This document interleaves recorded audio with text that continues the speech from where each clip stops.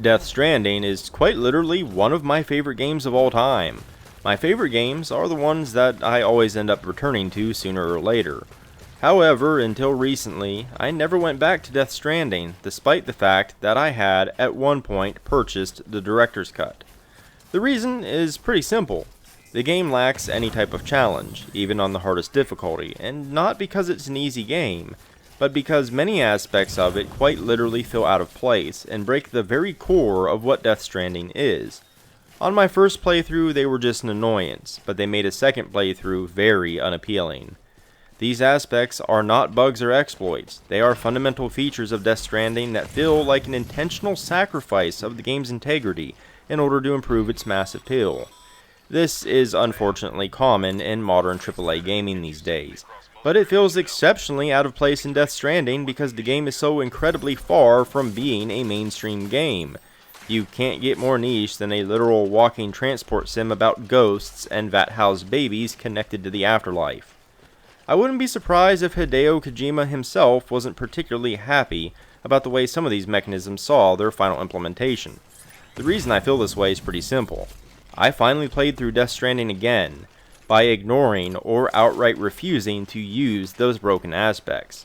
The kicker is, the game not only remained functional from start to finish, it played even better than it did the first time.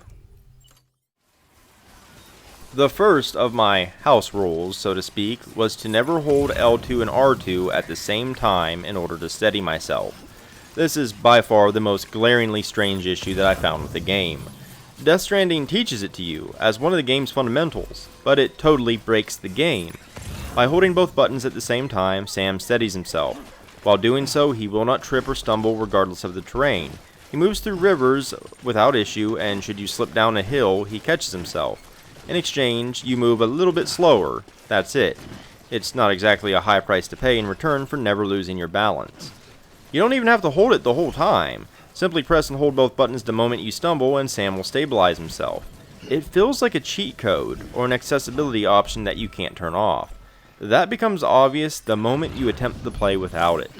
If Sam stumbles and you don't use it, you can still save yourself from the fall by slowing your pace and trying to guide Sam away from rocks or other rough terrain.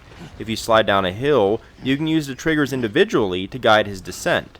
When it comes to rivers, you can cross them faster, but must manage your stamina to prevent him from being swept away. When climbing a hill, you can simply control your pace to manage your stamina, instead of becoming immune to the effects by holding both triggers.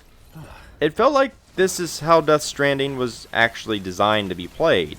You still have control to try and avoid actually falling down, but there's room for error, so you can actually fall down. It incentivizes you to be more careful about the paths you take, rather than simply holding the buttons without a care in the world about where you're planting your feet. You actually have to manage your loads, care about your stamina, and what gear you're carrying or using. There's only one real exception. Sometimes when Sam stands still or gets up from the ground, he will fall backwards. It's meant to be a small thing that can catch you off guard. In my 80-hour second playthrough, that was the only time I ever used both triggers to stabilize myself, and the game was far more enjoyable for it. To say that the online features are central to Death Stranding's messaging would be an understatement. However, aspects of its so-called strand system simply go too far at times. Once a region is connected to the chiral network, structures from other players begin to show up, and in large numbers.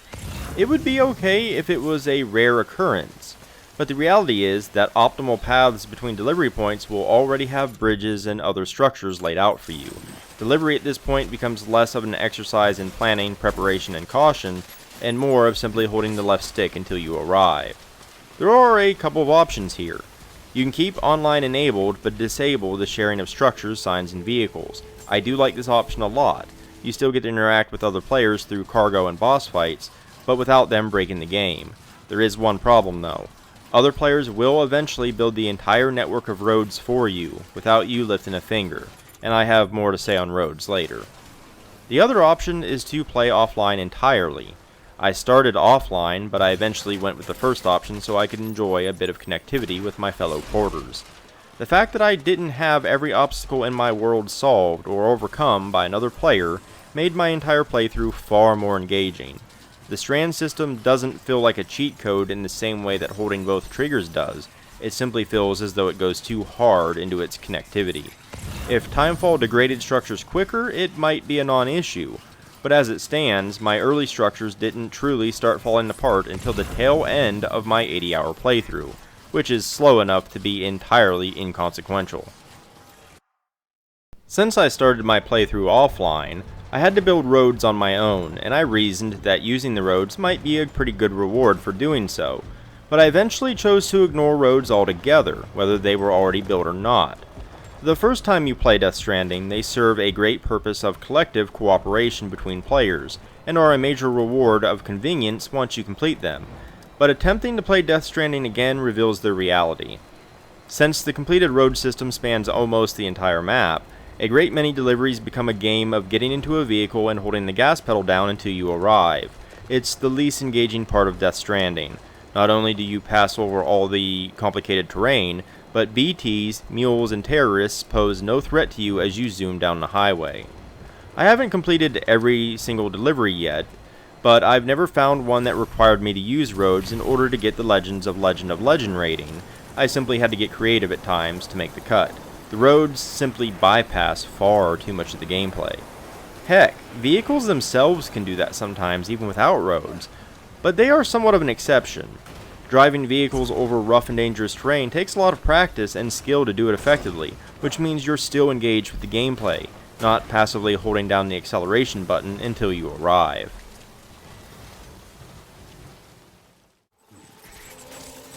It should go without saying, but I played Death Stranding Director's Cut on the very hard difficulty.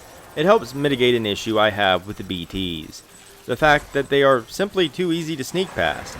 The difficulty doesn't seem to make the BTs any more aware. However, it does make timefall deteriorate your cargo and gear exceptionally fast. You simply don't have the kind of time to slowly sneak through a BT-infested area. You have to play it a little fast and loose, which means packing anti-BT weapons and more conflict with BTs, as well as trying to find alternate routes around timefall-ridden areas. I highly recommend playing on very hard, and temporarily turning down the difficulty when you're faced with the sections where you battle Cliff and his soldiers. Those sections are really tough, and somewhat disconnected from the rest of the game. For my playthrough, I also opted to never use the canteen. Having an item that refills your stamina and recharges with timefall, snow, or rivers, all of which are common, seemed excessive.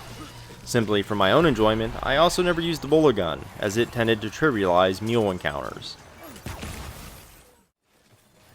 There's a term in board gaming called house ruling, where some folks will add or modify rules to better enjoy a game. PC gamers also make use of mods to enhance their experience, and different types of challenge runs have been popularized throughout the gaming sphere forever. This is really no different. Sometimes setting a restriction or following a set of your own made-up rules can make a game more enjoyable. There are plenty of games I couldn't get into without such restrictions. In Death Stranding's case, it seems that these house rules actually brings you closer to the game's spirit, rather than away from it. If you enjoyed the delivery gameplay of Death Stranding, I definitely believe these restrictions I outlined are the correct way to play it, at least on a second playthrough. If you enjoyed this video or found it informative, consider liking and subscribing. It really helps me out a great deal. I've also left links down in the description below, including to my website where you can find the bulk of my written content, but also to my Twitter, Ko-fi, Patreon, and more. But in any case, thanks for watching, and until next time.